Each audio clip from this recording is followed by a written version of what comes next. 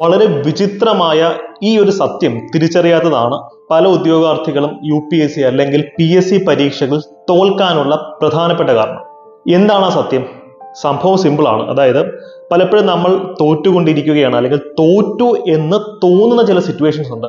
അവിടെയാണ് യഥാർത്ഥത്തിൽ നമ്മൾ വിജയിക്കുന്നത്. ചുരുക്കി പറഞ്ഞാൽ നമ്മൾ നമ്മുടെ കംഫർട്ട് സോണിന് പുറത്ത് വരുമ്പോഴാണ് നിങ്ങൾ ഒരു ഉദ്യോഗാർത്ഥി എന്നുള്ള നിലയിൽ നിന്നും റാങ്ക് ഹോൾഡർ എന്ന നിലയിലേക്ക് പെട്ടെന്ന് ഉയരുന്നത്.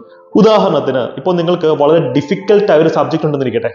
ആ സബ്ജക്ട് പഠിച്ചു തുടങ്ങുമ്പോൾ നിങ്ങളുടെ മനസ്സിൽ വരുന്ന ആദ്യത്തെ ചിന്തകൾ എന്താ? ഇതൊക്കെ പഠിച്ചെടുക്കാൻ പറ്റുമോ, അല്ലെങ്കിൽ ഞാൻ തോറ്റു പോകുമോ, ഞാനൊരു മണ്ടനാണ്, ഞാനൊരു മണ്ടിയാണ് എന്നൊക്കെയുള്ള ചിന്തയായിരിക്കും നിങ്ങളുടെ ഉള്ളിലേക്ക് വരിക. മറ്റൊരു ഉദാഹരണം, നമ്മൾ റിവിഷൻ നടത്തുന്ന സാഹചര്യത്തിലാണ്. പഠിച്ച കാര്യങ്ങളൊക്കെ റിവിഷൻ നടത്തുമ്പോൾ പണ്ട് പഠിച്ച് സെറ്റായ ഏരിയയൊക്കെ നമ്മൾ ഇപ്പം നോക്കുമ്പോൾ നമ്മൾ മറന്നുപോയിരിക്കുകയാണ്. ഈശ്വര, ഞാൻ പണ്ട് പഠിച്ചതാണല്ലോ, ഇതൊക്കെ ഞാൻ ഇപ്പം വായിക്കുമ്പോൾ മറന്നു പോയല്ലോ, അപ്പം എനിക്ക് അത്രയും ബുദ്ധിയേ ഉള്ളോ, ഞാൻ തോറ്റുകൊണ്ടിരിക്കുകയാണോ എന്നുള്ളൊരു ചിന്ത നിങ്ങളുടെ ഉള്ളിൽ അപ്പോൾ സ്വാഭാവികമായും വരും. അതുപോലെ തന്നെ മാതൃകാ പരീക്ഷയിൽ മോക്ക് ടെസ്റ്റ് എഴുതുന്ന സാഹചര്യത്തിൽ ഒരുപക്ഷെ നിങ്ങൾക്ക് മാർക്ക് കുറഞ്ഞേക്കാം. അപ്പോഴും നിങ്ങൾ സ്വയം ചിന്തിക്കുന്നത് എന്താ? ഞാൻ തോറ്റുകൊണ്ടിരിക്കുകയാണ്, ഇനി പഠിച്ചാൽ ഞാൻ രക്ഷപ്പെടുമോ എന്നൊക്കെയുള്ള സംശയം നിങ്ങളുടെ ഉള്ളിൽ ആ സമയത്ത് വരും. പക്ഷേ ഇവിടെയൊക്കെ നിങ്ങൾ തിരിച്ചറിയേണ്ട വലിയൊരു സത്യമുണ്ട്. നിങ്ങൾ തോറ്റുകൊണ്ടിരിക്കുകയാണ് എന്ന് നിങ്ങളെ കൊണ്ട് തോന്നിപ്പിച്ച ആ നിമിഷങ്ങളിൽ തന്നെയാണ് നിങ്ങളുടെ യഥാർത്ഥ ഗ്രോത്ത് നടക്കുന്നത്. മാർക്ക് കുറഞ്ഞു, പക്ഷെ ഞാൻ കൂടുതൽ പഠിച്ച അടിപൊളിയെ മാർക്ക് നേടിയെടുക്കും. റിവിഷൻ നടത്തിയപ്പോൾ എനിക്ക് കുറച്ച് കാര്യങ്ങൾ ഓർമ്മ കിട്ടുന്നില്ല, പക്ഷെ അത് മൾട്ടിപ്പിൾ ടൈംസ് റിവിഷൻ നടത്തി ഞാൻ എൻ്റെ തലച്ചോറിൽ പതിപ്പിച്ചിരിക്കും.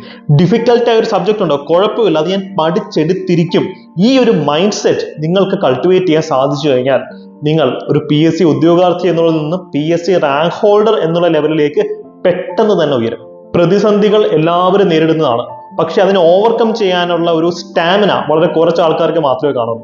ഇത്തരത്തിൽ നിങ്ങളുടെ മോട്ടിവേഷൻ നിലനിർത്തിക്കൊണ്ട് തന്നെ നിങ്ങളെ പഠിപ്പിക്കാനായി അഫോർഡബിൾ ഫീസ് സ്ട്രക്ചറിൽ secretariat assistant, sub inspector, Kerala administrative service മുതൽ 10th +2 പരീക്ഷകൾക്ക് വരെയുള്ള ബാച്ചുകൾ ഞങ്ങൾ ആരംഭിച്ചിട്ടുണ്ട്. വെറുതെ പഠിപ്പിച്ചു പോവാതെ നിങ്ങളുടെ മെന്റൽ ഹെൽത്തും മോട്ടിവേഷനും നിലനിർത്താനും ആ ബാച്ചിൽ ഞങ്ങൾ പ്രത്യേകം ശ്രദ്ധിച്ചിട്ടുണ്ട്. സ്ക്രീനിൽ കാണുന്ന നമ്പറിൽ കോൺടാക്ട് ചെയ്താൽ അഡ്മിഷൻ എടുക്കാവുന്നതാണ്.